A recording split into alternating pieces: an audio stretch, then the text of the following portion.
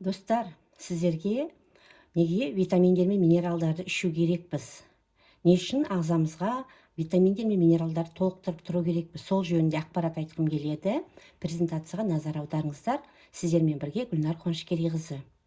Адам ағзасы 12 жүйеден тұрады. Ол мүшелерден тұрады. Мүшелер ткандерден тұрады. Ткандер жасушалардан тұрады. Әр 5-7 жыл сайын біздің жасушамыз жаңарып отырады.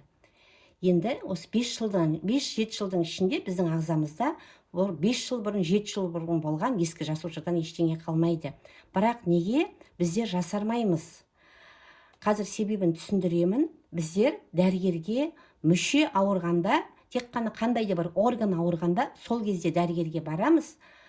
Бірақ біздерде өзгеріс жасуша деңгейінде болып жатады. Енді неге деген сұраққа жауап берейік. Жаңа жасуша пайда болу үшін оған қорек керек. Біз өзіміздің ағзамызды аквариум деп алатын болсақ, біздің ағзамыз, клеткамыз мына аквариумның ішіндегі балықтар. Енді балықтарға осы аквариумның ішіндегі су таза болған жағдайда, оған тамақ берген жағдайда балықтың дені сау болып өсіп өнеді ғой. Сол сияқты біздің ағзамызға да қорек керек. Біздің жасушамызға не керек? Ең бірінші біздің жасушамызға су керек. Адамның жасушасы 50-70% судан тұрады. Және адамның ағзасының өзінің pH ортасы болады. Ол шамамен 7 деп алайық. Енді қараңыздар, біздердің күнде ішіп жүрген тамағымыз, ішіп жүрген дұрыс пайдаланылмай жүрген суымыз, кола ішеміз, әртүрлі морстар ішеміз, смузилар ішеміз, чай ішеміз, кофе ішеміз, соның барлығы біздің ағзамыздың pH-ын өзгертеді. Ал ағзада сілтілік орта болу керек. Сілтілік орта болу үшін, біздің ағзамыздағы минералдар, калий, кальций, магний ағзаны сілтілік ортаға айналдыру үшін сол реакцияға қатысады. Енді әртүрлі тамақтар жейміз, мысалға адам ағзасына зиянды тамақтар жейміз, кетчуп, майонез сияқты, көшеден тамақ ішеді кейбір адамдар. Сол ішіліп жатқан зиянды тамақтардың барлығы біздің ағзамыздың ортасын қышқыл ортаға айналдырады.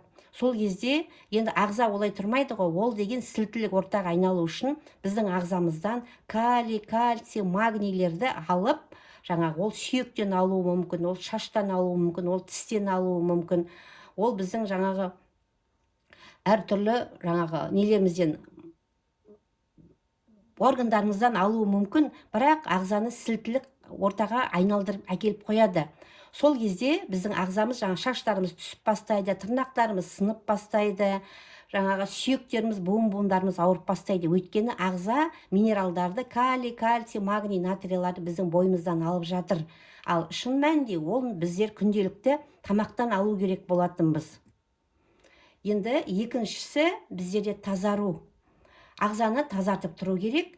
Ал біреулер айтады ғой, ораза ұстағанда ағза тазарады деп. Бүгінгі таңда ораза ұстаудың өзі ағзаны 100% тазартпайды екен. Оған көмек керек екен. Ағзаны детокс жасап тұру керек екен. Өйткені ағзаның токсиндермен уланғандығы сонша қазір. Тіпті әртүрлі аурулар, псориаз, экзема, дерматит, аллергиялар өте көп. Сондықтан да тек қана ағзаны дейтін ашығу арқылы тазартып қоймай, сонымен бірге ағзаға біздер көмектесу керекпіз, тазарту арқылы. Енді ағзаға қандай макро-микро элементтер керек? Мысалға, тәуліктік норма деген бар да, макро-микро элементтердің, витаминдердің тәуліктік нормасы деген бар. Біздің ағзамызға күн сайын 28 аминоқышқыл, 15 минерал, 12 витамин және 3 пНЖ-карид қанықпаған көптеген май қышқылдары қажет. Күн сайын біздің ағзамызға сол қажет. Біз күнделікті жеп жатқан тамағымыздан сол нәрселерді алып отыру керекпіз. Ол өнімдерді алып отырмаған жағдайда ағзада жетіспеушілік пайда болады да, жетіспеушілік пайдалы болғаннан кейін ол әртүрлі ауруларға әкеледі. Енді ағзада жетіспеушілік болмағанда бір екі ғана мысал келтіріп кетейін. Мысалға, магний жетіспейтін болса, бұлшық еттің тартылуы, шаршағыштық, ұйқының бұзылуы, жүректің шаншуы сияқты. Мысалы, калий жетіспесе, аритмия, артериялық давлениенің өзгеруі, метаболизмнің төмендеуі, іш қату, терінің құрғауы, тағы да сол сияқты. С витамині жетіспесе, иммунитеттің төмендеуі, үнемі шаршап жүру, тамырдың әлсіздігі, тағы сол сияқты. Мына тізімді ары қарай жалғастыра беруге болады. Оны интернеттен қарап көрсеңіздер болады. Адам ағзасына қандай витамин немесе қандай минерал жетіспегенде, адамның ағзасында қандай өзгерістер болады деп іздесеңіздер, сол жерден өздеріңіз таба аласыздар. Мен мына жерде тек қана азғантай ғана бір бөлігін көрсетіп тұрмын сіздерге. Енді жасуша, жаңару жасушадан басталады. Енді біздің ағзамызға, жасушамызға қандай да бір макро-микро элементтердің жетіспейтінін толықтырып отыратын болсақ, жол жасуша сау болады да, одан жаңа дені сау жасушадан дені сау ткань пайда болады. Дені сау тканьнен дені сау орган пайда болады. Адамның дені органдары сау болғаннан кейін, жаңа 12 жүйенің барлығы дұрыс жұмыс жасап тұрғаннан кейін, біздің денсаулығымыз жақсы болады.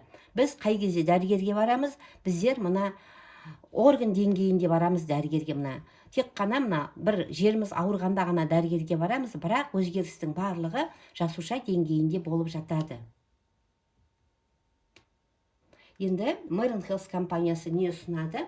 Meren Health компаниясы жапондық 100% табиғи өнімдерді ұсынады. Өнімдерінің барлығы клиникалық тексерістен өткен. Өнімдердің барлығының халал сертификаты бар, GMP сертификаты бар және HACCP сертификаты бар. Табиғи теңіз астындағы өсімдіктер мен жануарлардың сығындысынан алынады. Өнімдердің барлығы табиғи. Бүгінгі таңда Қазақстан нарығында 7 жыл болды жұмыс жасап жатырғанына. YouTube'тан, Instagram'нан қарасаңыздар болады. Өнім туралы ақпарат өте көп, адамдардың алған нәтижелері өте көп. Маған видеоның астына, егер маған осы өнім туралы ақпарат керек деп жазсаңыздар, сіздерге осы өнім туралы толық ақпарат беремін. Назарларыңызға рахмет.